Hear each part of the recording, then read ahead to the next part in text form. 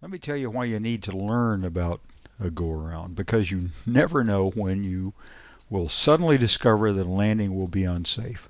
A go around is not a difficult maneuver, but there are some things you need to be aware of that can cause you problems if you're not ready for them. And this is what you're going to learn from viewing this video.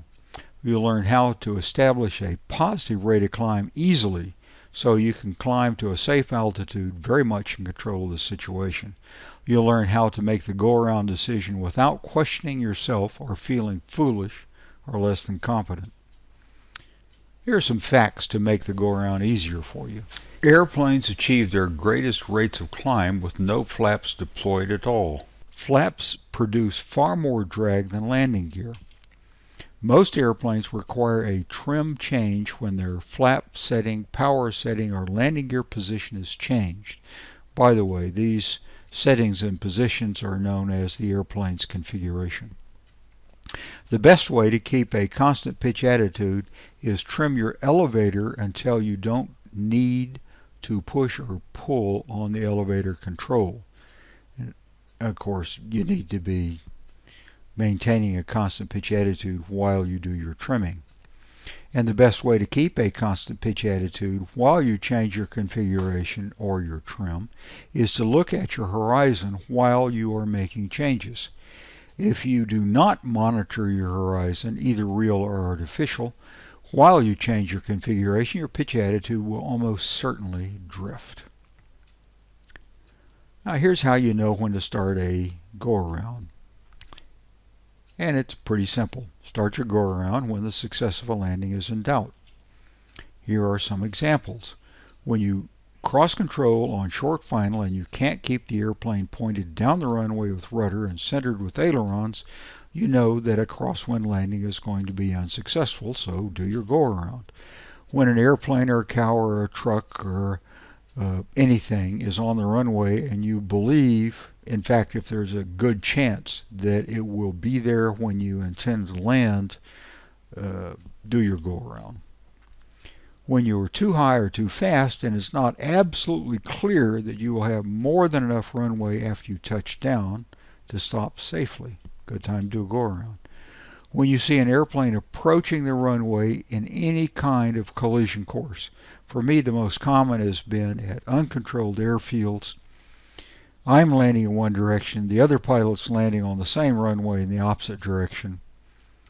Do a go-around, and this is clearly a time when you want to immediately offset to the right, because that's just the rule of thumb when two airplanes are coming on a collision course.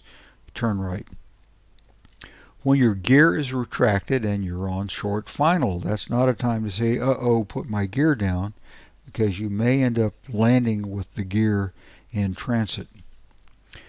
Okay, so here are some priorities to make your go-around a snap. First, you aviate. You fly the airplane. You apply maximum power so that you can stop the descent and start the climb. So the first thing is apply full power.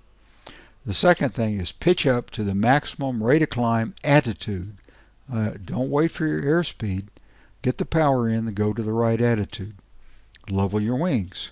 Retract the flaps while holding a constant pitch attitude. Only when there is no usable runway ahead of you, retract the landing gear. Navigate. Know where you are and where you should be. Stay over the center of the runway, unless you shouldn't stay over the center of the runway. Then don't. Communicate.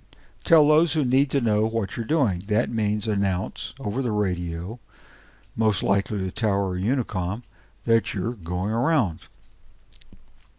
Okay, now that I've said that, let me talk about what to do in an emergency. Even though a go-around is not an emergency, it is unexpected and a good place to explain priorities in a way that will help you in a real emergency. There's an old adage in aviation that says your priority as a pilot should always be aviate, navigate, and communicate. That's damn good advice, but needs to be put into context for you. It doesn't mean to finish all of your flying tasks before you look at a map, or to finish all your navigation tasks before communicating. When you need to fly the airplane and either navigate or communicate, you should fly the airplane.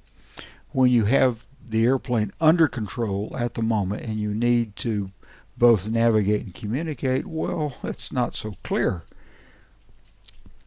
So, if to navigate means to avoid a mid-air collision, that's easy, navigate. If to navigate means to turn to base leg, navigate. But if navigate means to update your position and ATC is communicating with you, I'd communicate.